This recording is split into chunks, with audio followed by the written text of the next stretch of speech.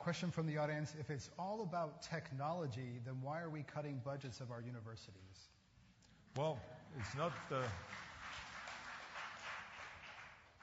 First of all, let me just say that I'm the last one that likes to go and make any cuts to education. If it is our universities or if it is our elementary schools or kindergarten through 12th or our trade schools, any of those things, community colleges, any of those things, it's not good.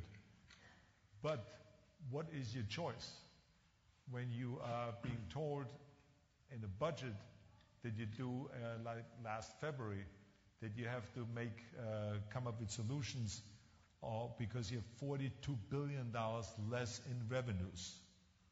$42 billion less in revenues than anticipated. And then you do the May revise and you do the budget for the next year within a 6 months period. And then you again find out that you have a shortfall of revenues of $23 billion. So now you have $42 billion and you have $23 billion. So you add all of this up. Where do you go now and fill the hole for this over $60 billion hole? So somewhere you have to make cuts. So you go across the board. Now, of course, we found some solutions in borrowing some money and pushing some of the problems out to the future and raising taxes, which was $12.5 billion. But the fact of the matter is, eventually you got to cut. So people, of course, are screaming, you're cutting from our parks.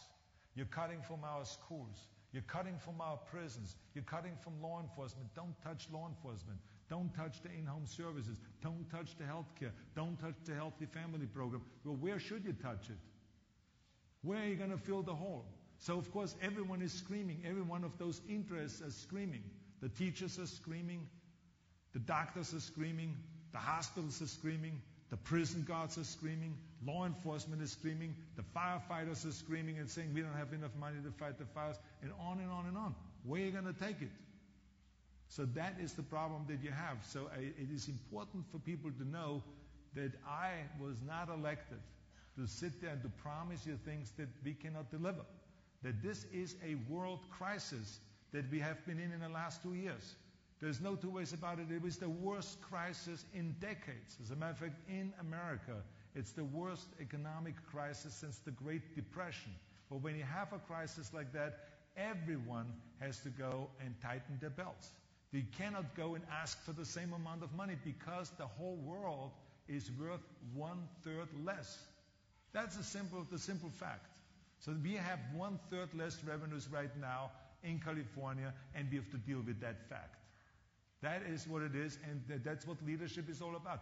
And when I was sworn in, the governors that were there at the swearing-in ceremony, they said to me, enjoy this day. Have a good time and live it up today. So I said, why do you stress today? They said, because it's the only day you will have that good of a time. Because there will be times where you sit there and where you get attacked from every side, from Democrats and Republicans, from education to law enforcement to the health groups and labor and everybody.